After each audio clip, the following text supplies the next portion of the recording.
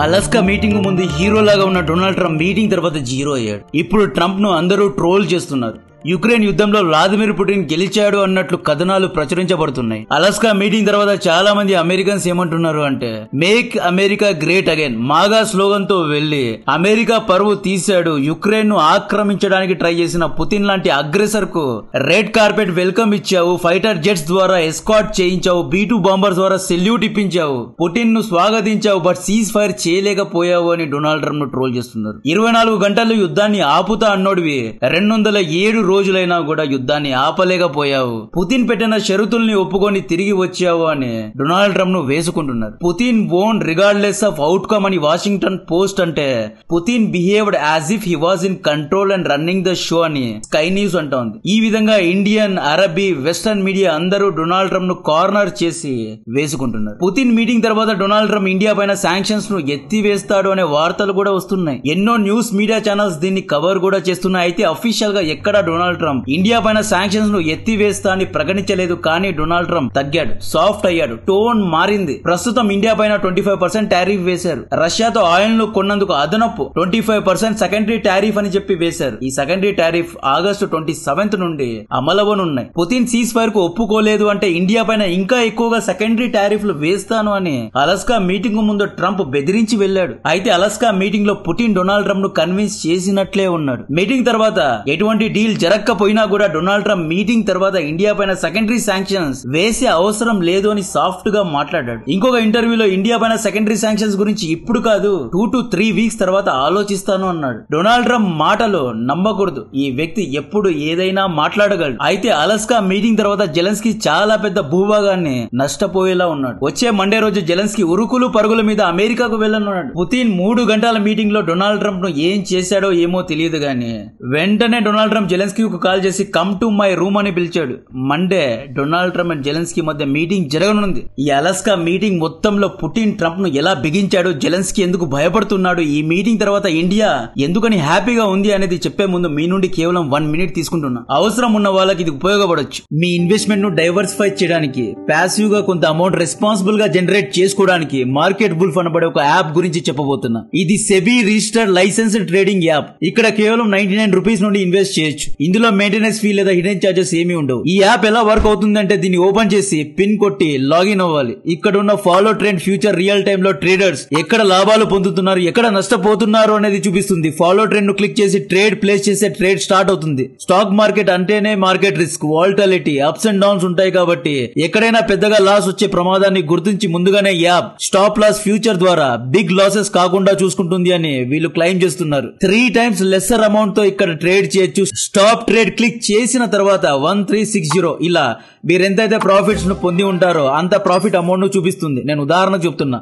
Gold, silver, crude oil, natural gas ఇలా ఎన్నో commodities పైన కూడా ట్రేడ్ చేయొచ్చు. Market world free trade recommendations కూడా ఇస్తుంది. వీళ్ళ ప్రకారం వీళ్ళ దగ్గర ఉన్న SEBI registered experts, trade experts ద్వారా ఇచ్చే ట్రేడ్ రికమెండేషన్స్ ద్వారా ట్రేడర్స్ మేలో 57,000, జూన్ లో 70,000 వరకు లాభాలు పొందారు అనేది వీళ్ళు క్లెయిమ్ చేస్తున్నారు. అయితే అందరూ ఇలాగే ప్రాఫిట్స్ కొడతారు అని కాదు, ఇందులో రిస్క్ ఉంటుంది. అయితే పాసిబిలిటీస్ గురించి వీళ్ళు ముందే ప్రెడిక్ట్ చేసే ఫ్యూచర్స్ పెట్టారు. పెద్ద లాస్ కాకుండా హెచ్చరించే ఫ్యూచర్స్ ఉంటాయి. మార్కెట్ వోల్ఫ్ ఎటువంటి కమిషన్స్ తీసుకోదు, ఎంటైర్ ప్రాఫిట్స్ మీ అకౌంట్ లో పడుతుంది. మార్కెట్ వోల్ఫ్ ను 20 లక్షల మంది ఆల్రెడీ డౌన్లోడ్ చేసుకున్నారు. ఇది సింపుల్ అండ్ సెక్యూర్ గా ఉంటూనే iOS అండ్ ఆండ్రాయిడ్ లో అవైలబుల్ గా ఉంది. ఒకవేళ మీరు ఇంట్రెస్ట్ ఉంటే దీని యొక్క లింక్ ను డిస్క్రిప్షన్ లో కమెంట్ బాక్స్ లో ఇస్తున్నా. ఫస్ట్ అలాస్కా మీటింగ్ తర్వాత ఇండియా ఎందుకు హ్యాపీగా ఫీల్ అవుతోంది అంటే, అలాస్కా మీటింగ్ తర్వాత జరిగిన ప్రెస్ బ్రీఫింగ్ లో పుతిన్ ఒక బాంబు పిలిచాడు. ఈ విషయాన్ని నేను ఉదయాన్నే చెప్పేసా. ఇప్పుడు ANI లాంటి వాళ్ళు దీన్ని కవర్ చేస్తున్నారు. పుతిన్ ఇండైరెక్ట్ గా ఏమన్నాడు అంటే, despite of sanctions America still doing trade with Russia అన్నాడు. అంటే అమెరికా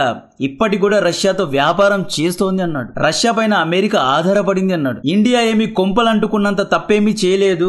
ఇండియా రష్యా నుండి ఆయిల్ ను కొనడం వార్ ఫండింగ్ కాదు. అలా అయితే అమెరికా రష్యాతో వ్యాపారం చేస్తోంది కదా, అలా అయితే అమెరికా కూడా వార్ ఫండింగ్ చేస్తోందా అన్నట్లు స్టేట్మెంట్ ఇచ్చాడు పుతిన్. ఇంటర్నేషనల్ మీడియా ముందు స్టేట్మెంట్ ఇచ్చాడు. అమెరికన్ డబుల్ స్టాండర్డ్స్ ను ఎక్స్పోజ్ చేశాడు. ఈ 3 గంటల మీటింగ్ లో ట్రంప్ 15 నిమిషాలు ఆగకుండా డొనాల్డ్ ట్రంప్ కు యుక్రెయిన్ యొక్క చరిత్ర గురించి ఎక్స్ప్లెయిన్ చేశారంట. ఇది ఇన్సైడర్స్ లీక్ చేసిన ఇన్ఫర్మేషన్.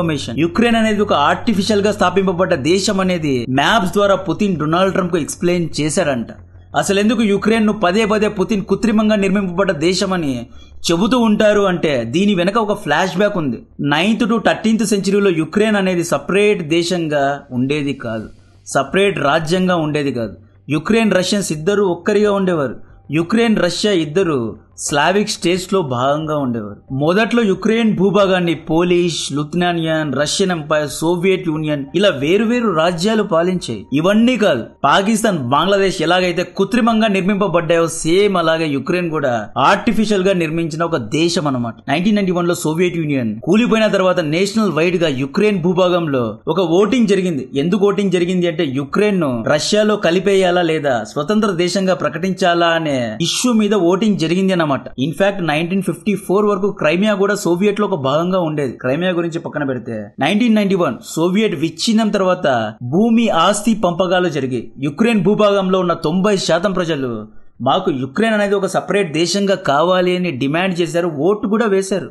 ఎందుకు డిమాండ్ చేశారు అంటే రష్యా అనేది ఒక కమ్యూనిస్ట్ దేశం, స్వేచ్ఛ లేని దేశం, రష్యాలో ఫెమిన్ ఉంది, రెస్ట్రిక్షన్స్ ఉన్నాయని చెప్పి ఇండిపెండెంట్ దేశం అయితే డెమోక్రటిక్ గా పాలించుకోవచ్చు అని చెప్పి ఓటు వేశారు. యుక్రెయిన్ లో natural resources, fertile farm land and అరుదైన ఖనిజాలు ఎక్కువగా ఉన్నాయి కాబట్టి మనం వ్యాపారం చేసుకుందాం, బ్రతికేద్దాంలే అనుకొని యుక్రెయిన్ ఓటు వేసింది. అప్పటికి యుక్రెయిన్ ప్రజలు వెస్టర్న్ డెమోక్రటిక్ ప్రాపగెండాకు ప్రభావితం అయ్యారు. ఆల్రెడీ జర్మనీలో కూడా బెర్లిన్ వాల్ కూలిపోయింది కాబట్టి అప్పటి సెంటిమెంట్స్ కారణంగా డెమోక్రసీ గొప్పదా, కమ్యూనిజం గొప్పదా అంటే 1991 లో అందరూ డెమోక్రసీనే గొప్పది అని చెప్పేవారు. కాబట్టి యుక్రెయిన్ లోని 50% ప్రజలు డెమోక్రసీ వైపు టిల్ట్ అయ్యారు కాబట్టే వీళ్ళు యుక్రెయిన్ ని సపరేట్ దేశంగా చేసుకున్నారు. అయితే 1991 సమయంలో యుక్రెయిన్ లోని క్రైమియా అనే రాజ్యంలో 54% రష్యన్స్ ఉండేవారు.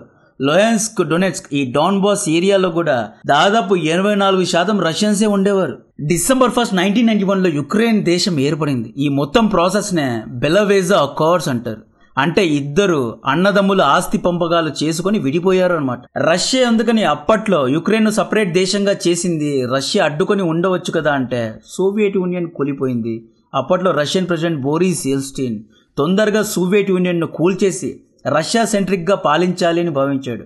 సోవియట్ యూనియన్ లోని దేశాల యొక్క తలనొప్పి మొత్తాన్ని తన తలపైన పెట్టుకోకుండా తొందరగా ఈ ప్రాసెస్ ను పూర్తి చేసి ఆస్తి పంపకాలు చేసేసి రష్యా సెంట్రిక్ గా దేశాన్ని పాలించాలి అని భావించాడు. కట్ చేస్తే 2022లో ఏమైంది, జెలెన్స్కీ వెస్టర్న్ దేశాల ప్రభావం మీద యుక్రెయిన్ ను నాటోలో కలపడానికి ట్రై చేశాడు. దీంతో పుతిన్ మేలుకున్నాడు. అరే, యూరోప్లోని దాదాపు 24 దేశాలు నాటోలో కలిసిపోయాయి, ఇంకా 5-6 దేశాలు ఉన్నాయి, యుక్రెయిన్ కూడా కలిసిపోతే యూరోప్ మొత్తం నాటో అయిపోతుంది, నన్ను కార్నర్ చేసి నన్ను వీళ్ళు టార్గెట్ చేస్తారు, నన్ను ఓడిస్తారు అని పుతిన్ భావించి స్టాండ్ తీసుకొని యుక్రెయిన్ అనేది ఆర్టిఫిషియల్ గా నిర్మించిన ఒక దేశం, యుక్రెయిన్ నేను ఆక్యుపై చేస్తాను అని చెప్పి దాదాపు 4 రాజ్యాలను ఆక్యుపై చేశాడు. అలాస్కా మీటింగ్ లో పుతిన్ అసలు యుక్రెయిన్ అనేది ఒక దేశమే కాదు అని పదే పదే పిచ్ చేశాడు. సో ఈ విధంగా డొనాల్డ్ ట్రంప్ యొక్క బ్రెయిన్ ను కూడా వాష్ చేసినట్లున్నాడు అని చెప్పి జెలెన్స్కీ భయపడుతున్నాడు. జెలెన్స్కీకు వ్యతిరేకంగా లోయన్స్క్, డొనెట్స్క్ లో ఉన్న రష్యన్స్ అంటే యుక్రెయిన్ ప్రజలు ఏమంటున్నారు అంటే మమ్మల్ని రష్యాలో కలిపేయండి అని డిమాండ్ చేస్తున్నారు. ఇప్పుడు ఓటింగ్ పెట్టిన డాన్బాస్ ఏరియాస్ లో ఉన్న ప్రజలందరూ మమ్మల్ని రష్యాలో కలిపేయండి అని ఓటు వేస్తారు అన్నమాట. ప్రస్తుతం యుక్రెయిన్ లో రష్యా ప్రజలకు గౌరవం లేదు, రష్యన్ లాంగ్వేజ్ ను నేషనల్ లాంగ్వేజ్ గా గుర్తించలేదు. సో అందుకే నేను ఈ 5 రాజ్యాలను ఆక్యుపై చేశాను అని చెప్పి పుతిన్ 15 నిమిషాల్లో ట్రంప్ కు పిచ్చింగ్ చేశాడు.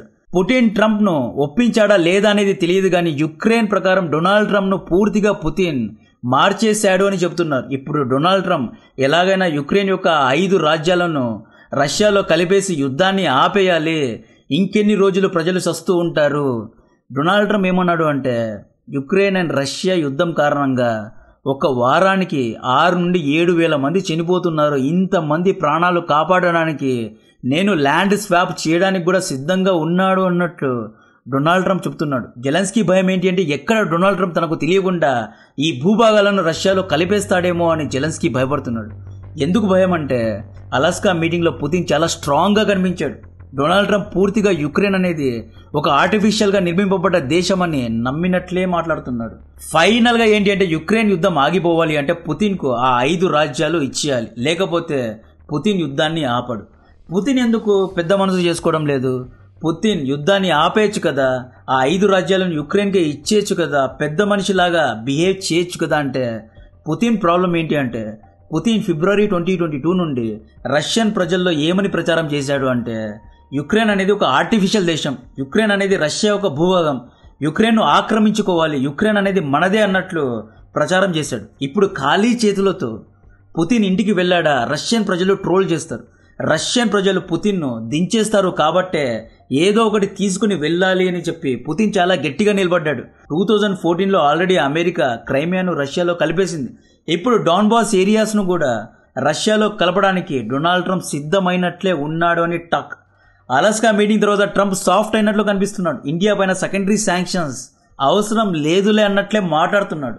మండే జెలెన్స్కీ ట్రంప్ మధ్య మీటింగ్ జరుగుతుంది. ఆ తర్వాత పుటిన్ జెలెన్స్కీ ట్రంప్ మధ్య ట్రైలాటరల్ మీటింగ్ జరుగుతుంది. ఆ తర్వాతే సీజ్ ఫైర్ జరుగుతుందా, శాంతి జరుగుతుందా అనేది తెలుస్తుంది. యూరోప్ దేశ నాయకుల భయం ఏంటి అంటే ఈ ఫ్రాన్స్, యూకే, జర్మనీ దేశ నాయకుల భయం ఏంటి అంటే, ఒకవేళ పుతిన్ కనుక ల్యాండ్ గ్రాబ్ చేసుకున్నాడు, ల్యాండ్ గెలుచుకున్నాడు అనుకోండి, అగ్రెసర్ను రివార్డ్ చేసినట్లు అవుతుంది. అంటే యూరోప్లో పుతిన్ గెలిచినట్లు అవుతుంది.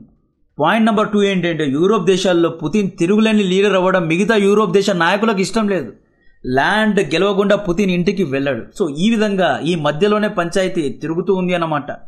సో విన్ విన్ డీల్ ఎవరు కొడతారు, డైరెక్ట్ విన్నర్ ఎవరు, చికెన్ డిన్నర్ ఎవరు చేస్తారు అనేది ట్రైలాటర్ మీటింగ్ తర్వాతే తెలుస్తుంది. డొనాల్డ్ ట్రంప్ మాటలను ఎక్కువగా పట్టించుకోవద్దు. ఈయన సెకండరీ శాంక్షన్స్ వేయను అంటాడు, ఆ తర్వాత ఈయనకు మెంటల్ తిరిగి మళ్ళీ శాంక్షన్స్ వేస్తాను అంటాడు. కాబట్టి let's hope for the best. Next ఏం జరుగుతుంది అనేది చెప్తూనే ఉంటా. కంటెంట్ నచ్చితే వీడియోను లైక్ చేయండి, ఛానల్ను సబ్స్క్రైబ్ చేసి అందరికీ షేర్ చేయండి. జై హింద్. ఇంతకు ముందు చెప్పినట్లు మార్కెట్ వోల్ఫ్ అనేది తక్కువ డబ్బుతో ట్రేడింగ్ చేయడానికి ఒక మంచి ప్లాట్ఫామ్ అనమాట. ఇది iOS అండ్ ఆండ్రాయిడ్లో ఉంది. దీని యొక్క లింక్ను డిస్క్రిప్షన్లో కమెంట్ బాక్స్లో ఇస్తున్నా. ఎవరైనా ఇంట్రెస్ట్ ఉన్న వాళ్ళకి దీన్ని షేర్ చేయండి. అండ్ ఆల్సో మార్కెట్ వోల్ఫ్ అనేది సెబీ రిజిస్టర్డ్ ప్లాట్ఫామ్.